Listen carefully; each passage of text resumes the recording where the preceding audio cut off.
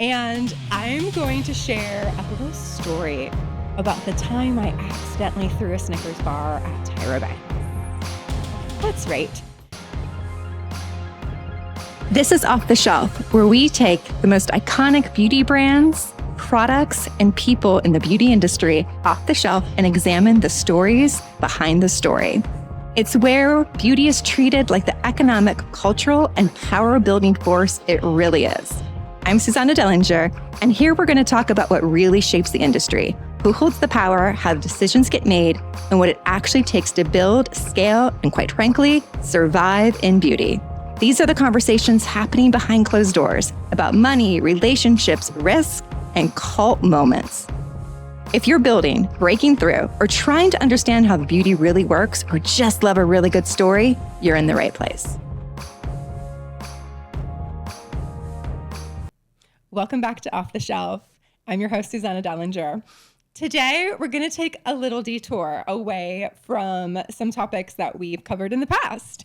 And I'm going to share a little story about the time I accidentally threw a Snickers bar at Tyra Banks. That's right. I am coming clean that yours truly was in fact a semifinalist on cycle 2 of America's Next Top Model. Oh, that is wildly embarrassing to admit out loud 20-some years later. But like the rest of the world after binging the Netflix documentary, boy, do I have some thoughts and actually how it intersects with the beauty industry as a whole. And I have this platform, I have this podcast. So when I brought it up to my beautiful producer that, do you think I should share about the time I was a semifinalist on America's Next Top Model? She was like, that should be our first episode ever. It's not our first episode, but here we are. So I want to take you back into time to start, 2003.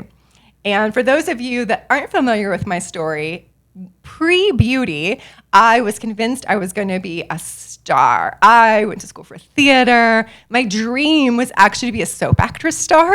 I mean, most people dream of being in film or really cool theater.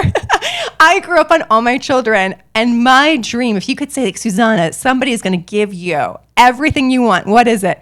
I wanted to play Erica Kane's daughter, Susan Lucci. Oh, could you imagine? Like, that was my dream. I once had a casting director tell me to my face, your dream is never going to happen. You are far too tall for soap acting. They were right. Like, sidebar, everybody on TV is tiny. I am 5'11" and a half. My older siblings who are all over 6 feet always say, you don't get to say you're 6 feet. The rest of the world would say I was 6 feet, but I'm not. So anyway, what does a wannabe actress who's too tall for her dream role do? She says yes to modeling opportunities because at the time, the modeling industry was very focused on tall, thin bodies, which I happen to be. So I looked at modeling as a potential entry to my dream. And again, 2003, cycle 1 of America's Next Top Model on UPN had just come out. Honey, I was hooked. That was appointment TV for me. I was watching every episode of it, being like, oh my gosh, these girls are going to get amazing contracts, amazing opportunities, plus they're on TV. So TV producers and network producers are obviously going to see these people, and they're going to have opportunities to be cast in shows, like maybe a soap actor. That's where my undeveloped 22-year-old brain went. And is the reasoning I'm sharing with you, so you do not judge me, that I submitted an application to be on cycle 2. In my defense, at cycle 2, we still really thought this was like a modeling competition, right? It was, reality TV was not really like a big thing yet back then outside of Survivor, American Idol. We didn't realize that reality TV hinged on the unhinged, right? On the storylines and the drama, and had nothing to do with modeling, which we all now have seen that come to light after watching this first documentary.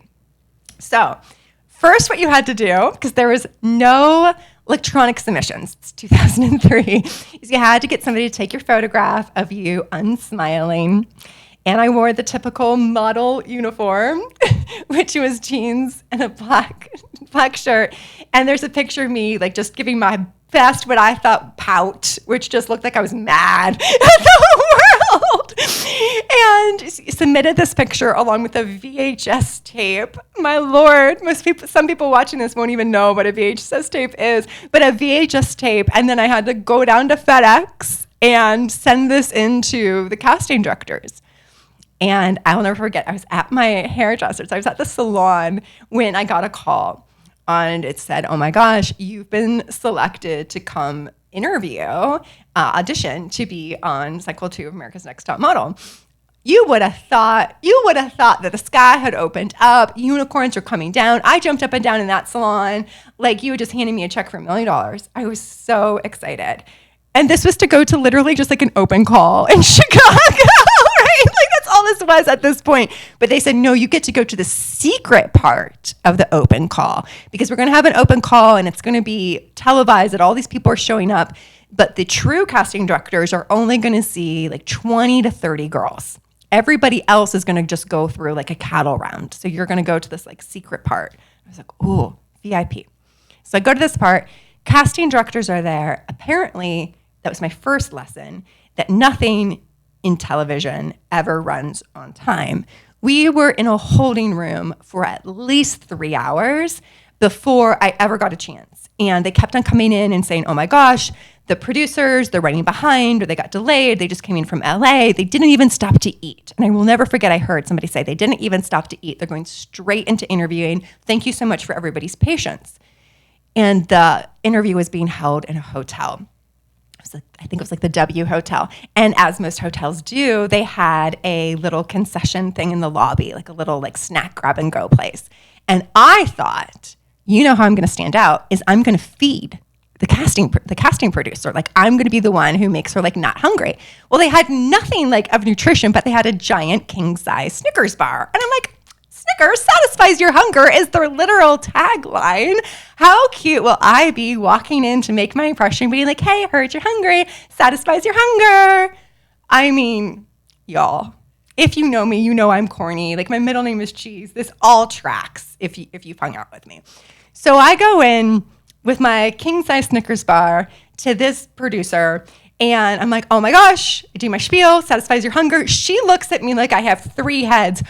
Nobody eats in Hollywood either, let alone like, hi, person producing a modeling show, would you like a giant candy bar? Like, that was just like everybody else was being like, oh my gosh, I want a salad, hold the dressing, I nibble on 1 piece of lettuce a day, like type of situation. And I walked in with a Snickers bar. So anyway, long story short, I get a second call that for some reason they decided they want to fly me out to LA for the semifinal rounds. I get to go to LA for a week, meet Tyra, meet the producers, do the whole shebang. And I think, oh my gosh, it had to have been the Snickers bar. That's what did it. That's what helped me stand out. So clearly I must again go get a giant king-size Snickers bar for when I meet Tyra. I'll be the Snickers girl. I mean, y'all, looking back on this, you're like, bless her heart. Like, bless her heart. Also, how was this not on TV? Now that we know what we know, like, oh, I had a guardian angel up in heaven who allowed this to not ever air on TV. So let's fast forward a little bit, and then I'll talk about what the whole process was like, because I know you guys want to know, like, at what point did I throw this Snickers bar at Tyra Banks? It's while I was in a bikini, because of course it was. So the first time that you get to meet the judging panel, or at least at the time, you walk in and you all had to wear a bikini so they could see your body and judge you accordingly, of course, right? Not awkward at all. And you're mic'd. So imagine being in a tiny black string bikini and you have a giant mic pack. If you've ever seen these things, they're like, at the time, they're like these huge rectangle things. They're clipped into the only place they can be clipped into, which is your bottom. And you have this like sagging bottom that you do not want any of the millions of cameras that are in this room to see. So you're trying to position your body and all you have on is like a string bikini top. Like the whole thing was wildly awkward. No place to hide the fact that I'm holding a giant king-size Snickers bar as I walk in. Like the Snickers bar is larger than what I am wearing at this point, right? So I'm like, did not think this one through. However, as was like, oh, this is genius, because I hear them say, and they're like, oh, we're going to send in the next girl for you to meet. I hear Tyra Banks before I even see her. And she says, can we stop and break for lunch first? And they say no. And I'm like, ha-ha, I have a Snickers bar, right? Like, this is all playing out perfectly. Spoiler alert, they should have broken for lunch because a hungry, cranky Tyra Banks being presented a Snickers bar goes exactly like you think it would go.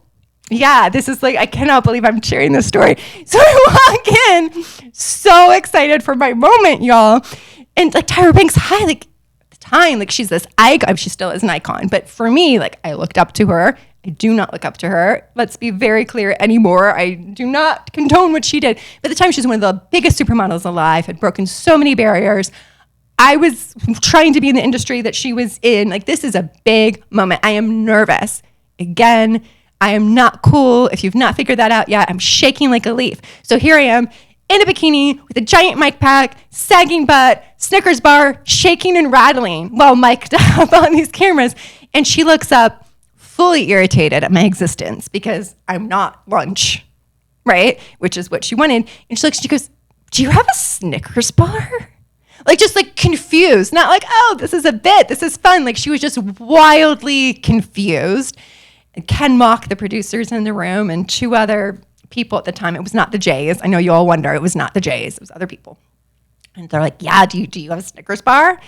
And it all came rushing out of me in this panicked, shaking, fast way of like, oh, yes, I was at this other audition and I had one because she was hungry and I thought you might be hungry and I heard you were hungry.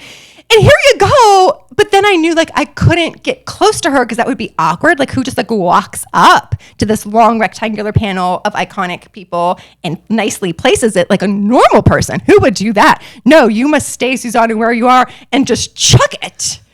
Just 7-3 through the air, hoping your king-size Snickers bar becomes a football and magically softly lands perfectly in front of her and does not, in fact, hit her squarely in the face.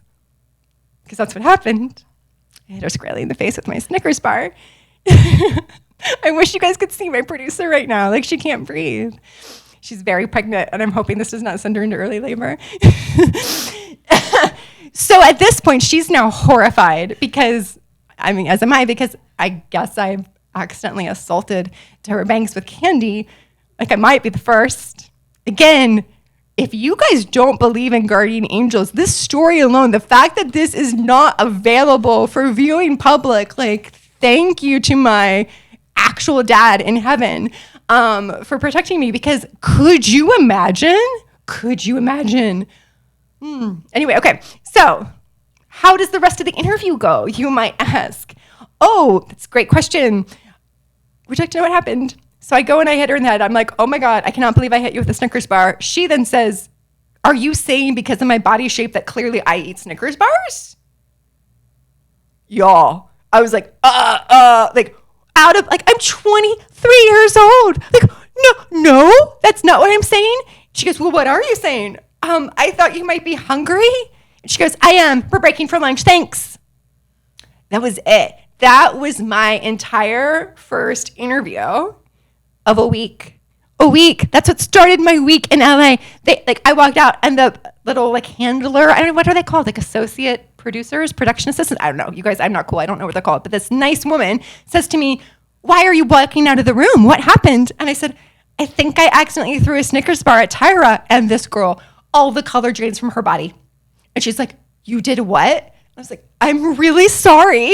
And she goes, just go to your room. She literally says to me, go to your room. My hotel room. I like hid there for half a day until another production assistant comes to get me. Now I will tell you what the entire experience was like for the week. They take away your cell phone. And at the time, there's no internet, like there's no like getting on your laptop. That wasn't really a thing in the early aughts, the early 2000s. And I had just gotten married. And so my husband knew that for a whole week, I was not going to be able to be contacted. We were also not allowed to speak to any of the other contestants because they kept on telling us, we want the first time you guys to meet and the first time you guys interact to be filmed. And we're not filming the semifinals. Again, it's one of the only cycles that they did not film the semifinals. Thank you, world, for that happening. And so you could not talk to anybody else. And they said, listen, because of how popular cycle 1 was, there's actual tips being given that we're in town to select the next contestants. And we're all staying at the hotel that's connected to where the Oscars happen. And they're like, there's helicopters going by trying to get pictures of you guys. Like they made this like a really, like you cannot leave your room. You cannot speak to anybody else. The only people you can talk to is production assistants. And so you have to sit in your room for basically like 11 hours a day. And then the 1 or 2 hours we get you out of the room to meet somebody, then you perform. Y'all. The human psychological experiment of being isolated for a week by yourself, not allowed to talk to anybody else except for production, like that alone needs to be studied, because what do you expect to happen to contestants, right? Like everybody loses their mind a little bit, right? It's a very, that was the first glimpse of like, hey, like something is really off here. The second glimpse is then they take us all to this IQ personality test. And we're in a room for 2 hours and like you keep taking the test until you can't answer any more questions, right? And they like just keep going. I don't even know what type of test that is called, but it talked about everything. Like if you're at a red light and there's no one around you and there's no other traffic and you know you're not being recorded, would you just go?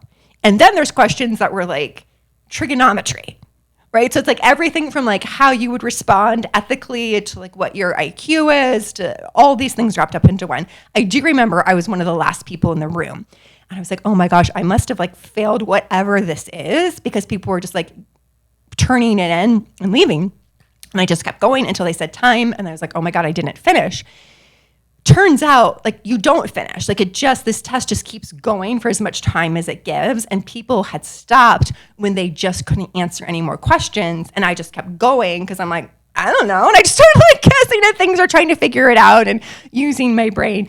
And so then they said, listen, we know this is a really big test. Everybody is going to meet with our staff psychologist and talk through the results of this test. And you're going to learn so much about you and you're going to have a therapy session. What?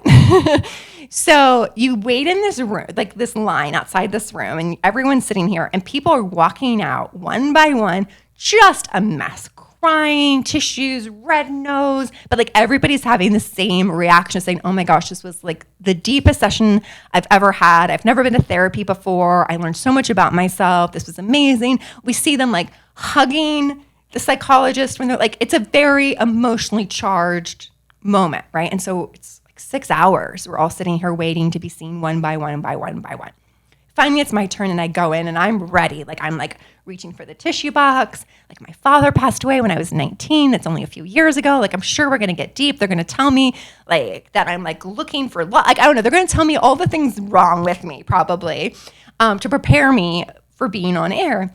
And the psychologist looks at her notes, looks up at me, and I'll never forget what she says. She says, why are you here?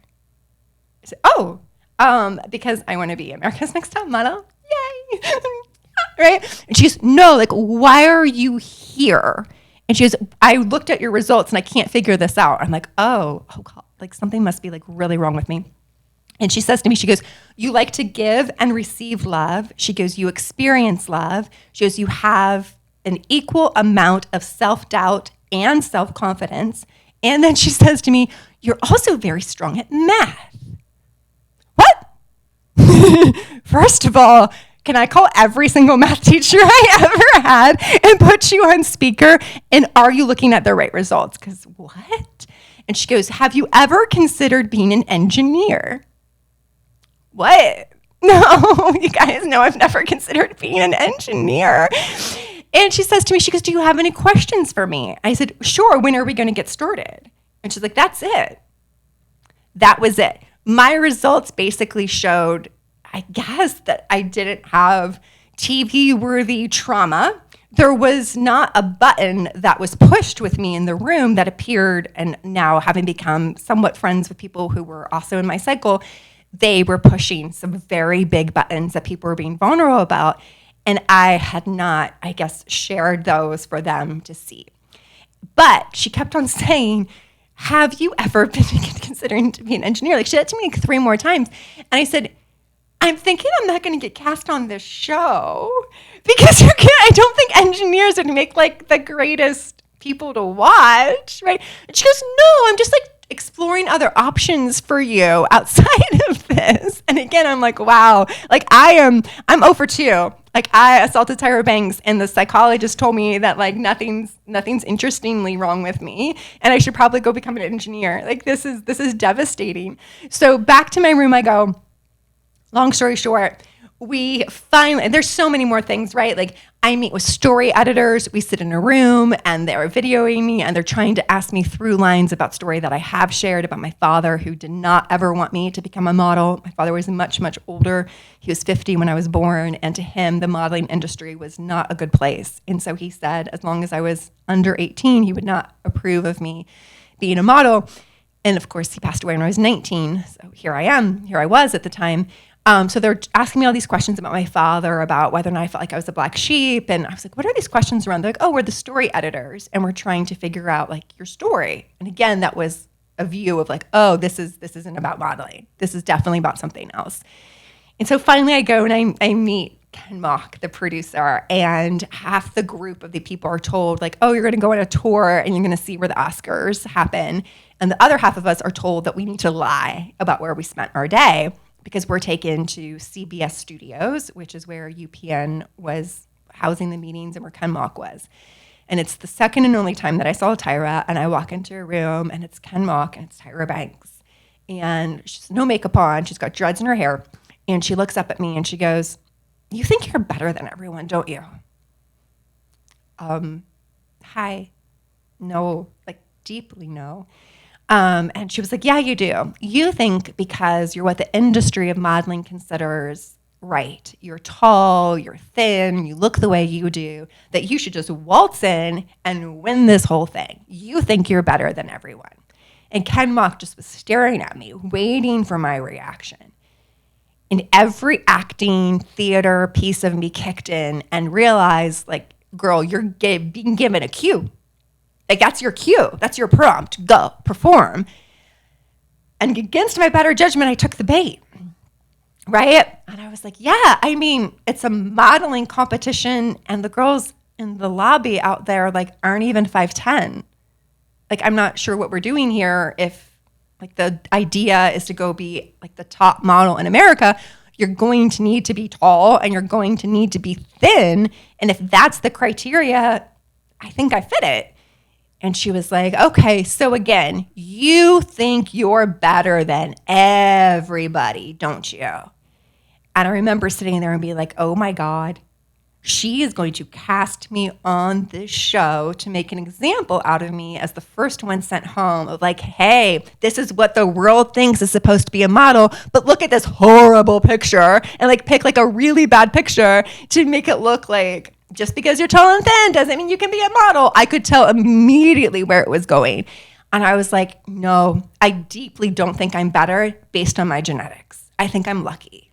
And I think that it gives me an opportunity to succeed in an industry where that's currently valued. And then Ken Mock just put his head down, and I saw him do that. And I don't know what he was doing. He could have been playing tic-tac-toe. But in my brain at the time, I'm like, I just got X'd from a show. And in every other cycle, they've always like had all the semifinals together and announced it. And like the girls who don't make it cry, and the girls who do make it get like really happy. And you can see them congratulate each other on air in real time. In this one, they get us all together in a room and they say, our producers are deadlocked about who needs to be on this season, on this cycle. And we're going to send all of you home. And the ones that make it, we're going to call. The rest of you, you're not going to hear from us. And they sent us all home. And to this day, I'm like, I wonder which one of us were the ones that they were fighting about for sure. But no, my phone never rang. And full circle, I'll have me bring this back to beauty, is I then, when I became an executive at Trish McEvoy, I did a lot of on-air opportunities. And in Jacksonville, Florida, there was a show, a morning show before an event. And they're like, hey, can you do this morning show segment about looking a certain way, like how to like wake up makeup? And I said, sure. And like, you might know the host. She was on season 2 of America's Next Top Model. And it was the winner, Joanna from season 2, was the host of this morning show in Jacksonville. So we actually have a really fun clip of me on air showing wake up makeup with the cycle 2 winner. And I share all of this now in retrospect, having watched this back, that I am so grateful that I was not involved in something that made a mockery of what so many young girls had hopes and dreams pinned on. And it is very obvious that that's what happened. It's unfortunately what happens with a lot of reality TV, is that people become the butts of jokes.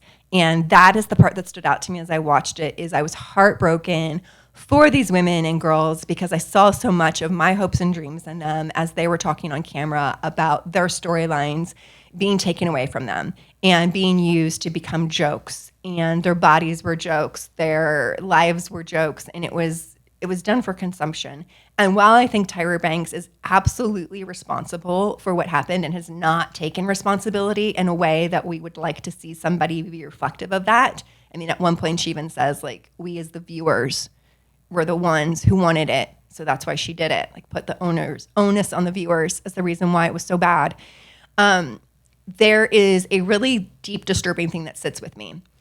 The president of UPN, who signed the show and who saw it become a juggernaut for UPN and was the ultimate decision maker of what aired and did not air, is a white blonde woman. And nobody in the interview that we see with her in this 3-part series, nobody asks her, why did you allow this to be on air? Why did you allow episodes of race swapping to air? Why did you allow somebody's sexual assault to be framed as a cheating scandal? You, as the president of the network, ultimately say what is on your airways. We don't know what happened behind the scenes. We don't know the power dynamics. We do not know inside of Tyra Banks' mind. We do not know if she felt that she could not push back, if she felt that she was being given directions to edit things, frame things, create certain stories. And again, as an African-American woman, she had spent her entire career breaking boundaries and going up against people who were trying to hold her back. And she might have felt that this was a boundary that she could not yet break. And I'm not making an excuse for her. I think what she did is really, really despicable. But I think the biggest crime is not holding the true people in power accountable for what we saw on air. So that's a little snippet. That's a little snippet of a fun, never before talked about aspect of my life and some viewpoints that I have. And if you want to know anything more about my absolutely insane week where I thought I was going to become America's Next Top Model, you can reach out to me, leave a comment, message me. I'm pretty open book about this because, hey, I'm 46 years old. If we can't laugh about what we did in our early 20s, and thank God mine isn't on here.